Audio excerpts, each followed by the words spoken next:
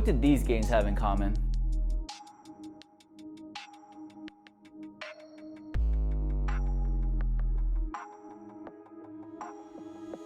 How about these games?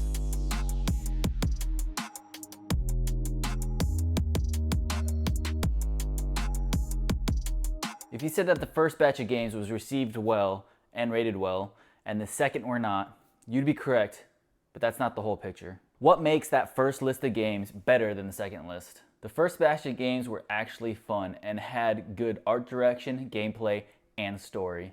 Developers think gamers want as high definition graphics as possible and hours of content regardless of how boring and repetitive that content is. What gamers actually want are games that are fun.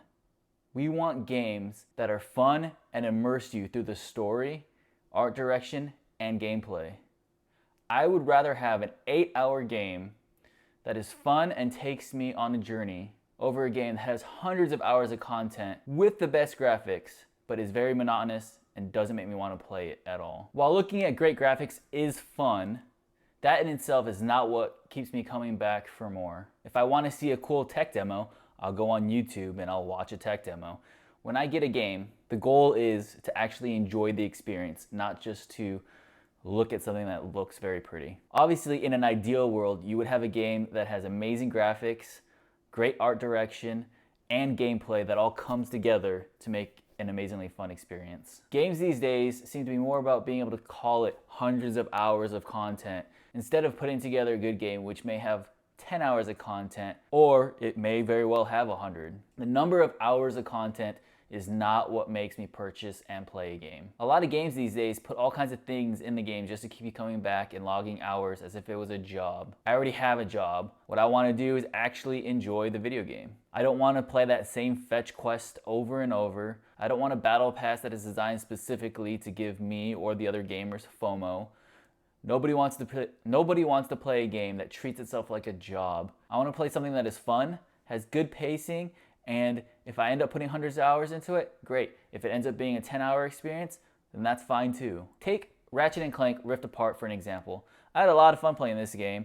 The story took me like 12 hours to complete, and I actually did the New Game Plus as well, so I got an extra 5 to 10 hours out of that. This game is definitely on the shorter side of games these days, but at no point during that experience did I feel like I wasn't getting my money's worth. Even if I didn't have a New Game Plus, I still felt like I got my money's worth out of that game. The graphics in Ratchet & Clank are good, but seeing how it's a cartoony game, the art direction did more for the game than the graphics themselves. Obviously, this was also one of the first games on the PS5, so it was designed to look good for the PS5. People argue that Elden Ring has bad graphics.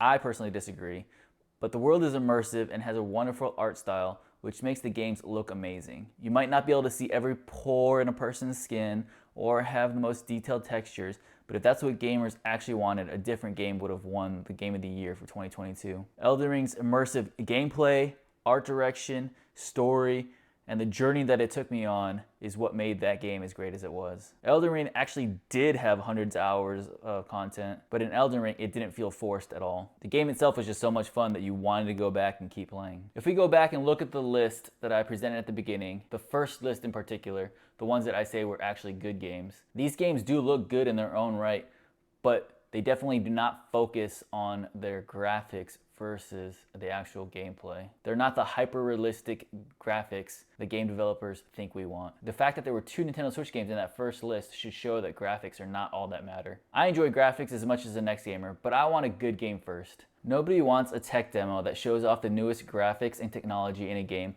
but it might as well be E.T. for Atari in terms of gameplay and fun factor. If I want to see a tech demo, I'll go on YouTube and I'll just search tech demo, and I'll be able to see plenty of that. Good graphics might be fun to look at, but I'm here to play a game, not sit in an art museum. If I wanted to go to an art museum, I would just go to an art museum. Additionally, nobody wants a slog of a game that just keeps going and going with fetch quest after fetch quest, has no narrative value, and just serves to increase playtime.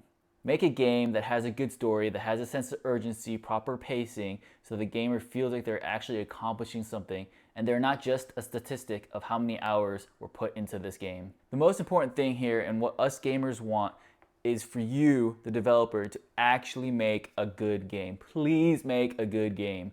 Make good games that are actually fun.